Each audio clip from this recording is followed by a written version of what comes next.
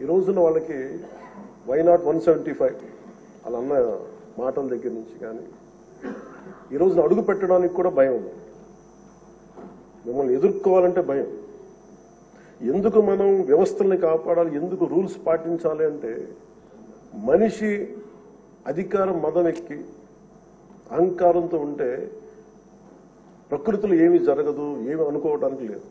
దానికి నిదర్శనమే సభ, దానికి నిదర్శనమే మిమ్మల్ని ఎంత హింసించి మీరు డిప్యూటీ స్పీకర్గా 14 ఏళ్ళు సుదీర్ఘమైన అనుభవం ఉండి ఒక నవ నిర్మాణాన్ని సైబరాబాద్ లాంటి ఒక కొత్త నిర్మాణాన్ని సిటీని నిర్మించిన ఒక అనుభవజ్ఞులు ఆయన ఇబ్బందులు పాలు చేసి జైల్లో పెట్టి నలిపి నాకు చాలా భయం ఉండింది. మిమ్మల్ని అరెస్ట్ చేసినప్పుడు మీరు ఎట్లా వస్తారో బయటకు అంత భయం ఎలా ఉండిందో గౌరవ ముఖ్యమంత్రి గారిని ఆ రోజున అరెస్ట్ చేసినప్పుడు నాకు చాలా ఆవేదన ఉండింది. ఏం జరుగుతుందో లోపల, ఏం చేస్తారు?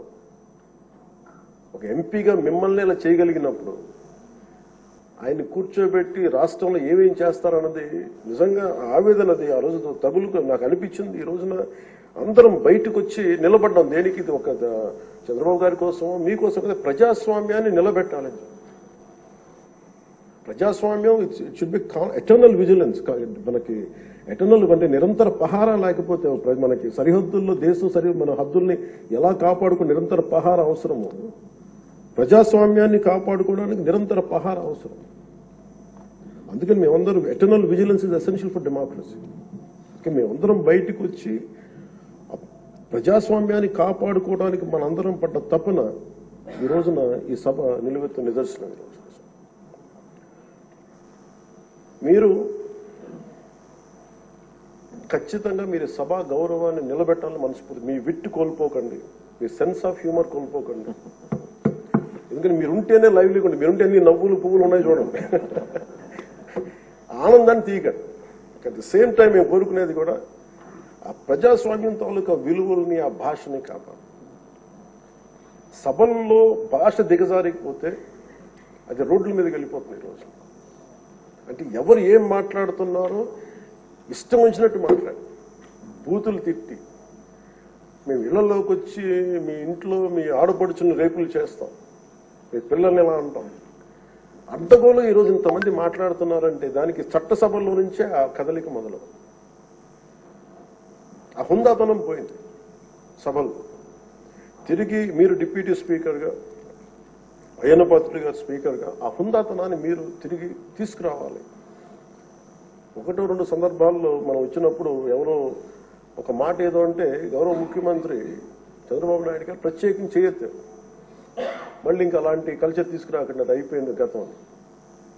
సో అది మీరు మనస్ఫూర్తిగా దాన్ని పాటించి ఈ సభ గౌరవాన్ని నిలబెట్టాలని కోరుకుంటా ఉన్నాను. ఒక విన్నపం అధ్యక్ష స్థానంలో కూర్చున్న మీకు, మీ టెన్యూర్లో అయ్యన్న పాత్రుడు గారు మీ టెన్యూర్లో కరెక్షన్ మొదలవ్వాలంటే భావ ప్రకటన, భావ స్వేచ్ఛ మీద ఇష్టానికి మాట్లాడేస్తూ ఉన్నారు అందరూ. మనకి గౌరవ మంత్రి లోకేష్ గారిని బుద్ధి పెడతారు. ఏదన్నంటే భావ ప్రకటన, భావ స్వేచ్ఛ అంటారు. దీనికేదో ఒక ఫైనల్ కరెక్షన్ ఈ సభలో జరగాలని కోరుకుంటున్నాను.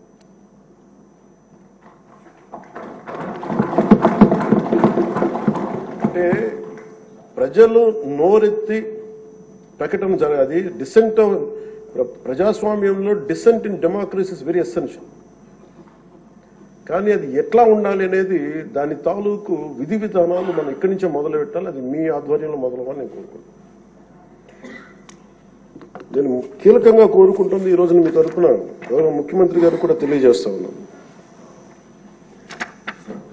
Social media abuse protection bill అత్యంత తక్కువ సమయంలో రావాలి, బాగా చర్చ జరగాలి.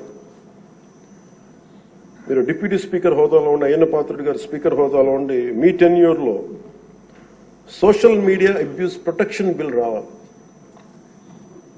మన హోంమంత్రి గారిని వదలలేదు, అనిత గారిని, ఇంట్లో ఉన్న ఆడవాళ్ళని వదలట్లేదు.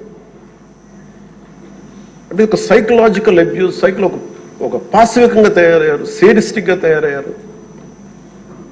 దీని మీద మనందరం ఇర్రెస్పెక్ట్ ఆఫ్ డిఫరెన్స్ ఆఫ్ ఒపీనియన్ విభిన్నమైన పొలిటికల్ పార్టీలు అయినొచ్చేమో కానీ ప్రజాస్వామ్యాన్ని కాపాడటం కోసం Andhra Pradesh should lead by example introducing social media abuse protection bills. ఎందుకు చెప్తున్నానంటే మీలాంటి వ్యక్తిని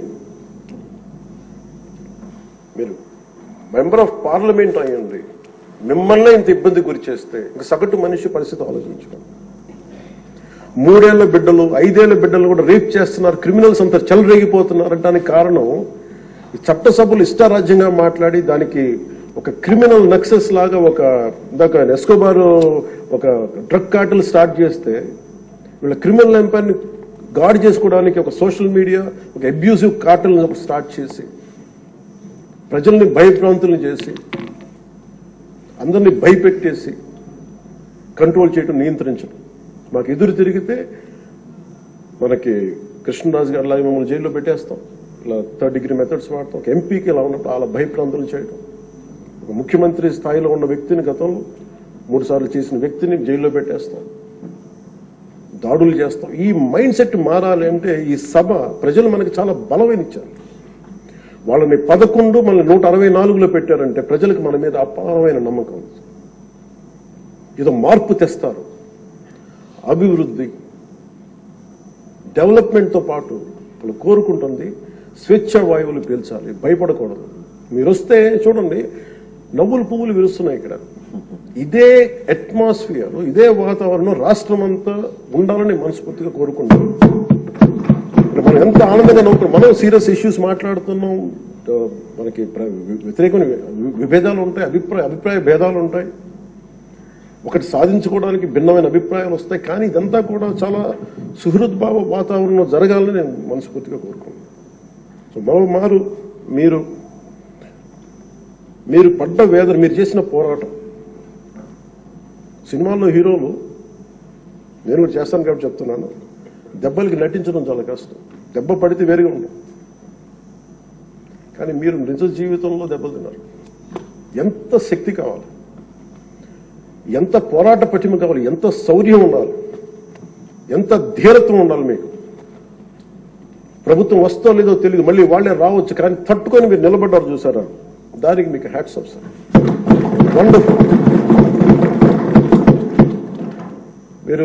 మీరు ఎలా నిలదొక్కున్నారో, మీరు ఎలా ధైర్యంగా ఉన్నారో అది రాష్ట్రం అందరికీ మమ్మల్ని కోరుకుంటాం. మీది ఏది కోల్పోకండి. మీ సెన్స్ ఆఫ్ హ్యూమర్ మటుకు 80% కోల్పోకండి. మీరు రచ్చబండలో ఒకప్పుడు చేసేది కాదనలేదు, కానీ మీ ఎంజాయ్డ్ ఇట్. కానీ మాకు భవిష్యత్తులో మళ్ళీ దాన్ని మీరు టోన్ డౌన్ చేస్తారు, ఎలా చేస్తారో తెలియదు, కానీ మీ సెన్స్ ఆఫ్ హ్యూమర్ కోల్పోకుండా సభని హుందాగా నడిపి తిరిగి విలువలు ప్రతిష్ఠించమని మనస్ఫూర్తిగా కోరుకుంటూ మీకు మరోమారు మీకు అవకాశాన్ని ఇచ్చిన నారా చంద్రబాబు నాయుడు గారికి, సభ్యులందరికీ కూడా మనస్ఫూర్తిగా ధన్యవాదాలు తెలియజేసుకుంటూ మీకు శుభం కలగాలి మనస్ఫూర్తిగా నేను